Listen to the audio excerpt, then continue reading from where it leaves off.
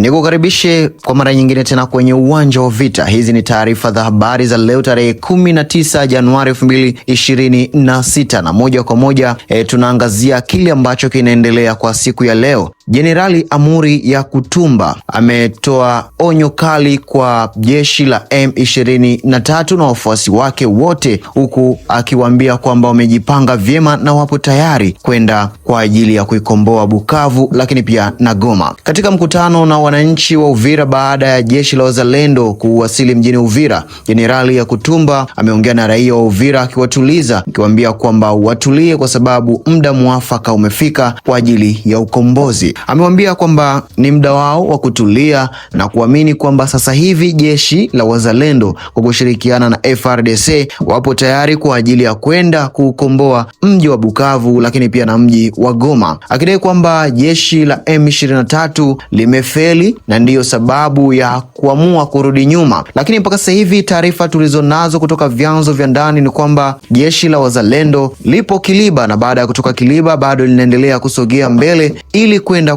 kuyachukua maeneo mengi kadri wawezavyo kwa haraka, ili kuhakikisha kwamba maeneo yote ambayo jeshi la M23 ilikuwa tayari imeshayachukua kwa upande wa tarafa la Uvira yanarudi mikononi mwa jeshi la wazalendo. Sasa raia wengi wameonekana kuunga mkono kile ambacho wazalendo wamekifanya kwa kujiweka sawa na kwa kuendelea kujiimarisha ili kupambana na jeshi kundi la waasi la M23 ambalo limekuwa likisumbua sana na kuzorotesha amani katika mashariki mwa Jamhuri ya Kidemokrasia ya Kongo. Baada ya jeshi hilo la waasi la M23 kufeli kuingia tarafani Fizi, basi waliamua kurudi nyuma na kuachia mji wa Uvira, na sasa hivi tunavyoongea miji ambayo wanaishikilia ni mji wa Bukavu lakini pia na Goma. Kwa hiyo hayo ni maeneo ambayo bado kundi la waasi la M23 AFC kwa kushirikiana na jeshi la Rwanda bado wanaendelea kushikilia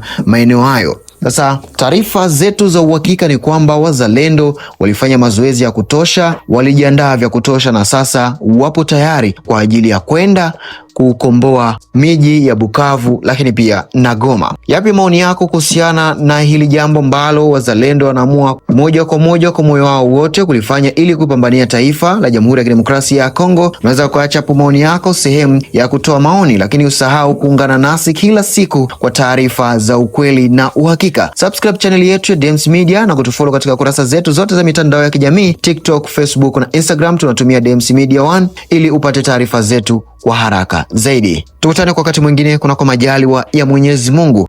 Bye bye, chao. Lakini usahau kusambaza taarifa hizi na wengine. Wazalendo wanaendelea kupambana huku kundi la waasi wa M23 AFC wakizidi kurudi nyuma na kuacha baadhi ya maeneo, na maeneo hayo yanaendelea kushikiliwa na jeshi la wazalendo.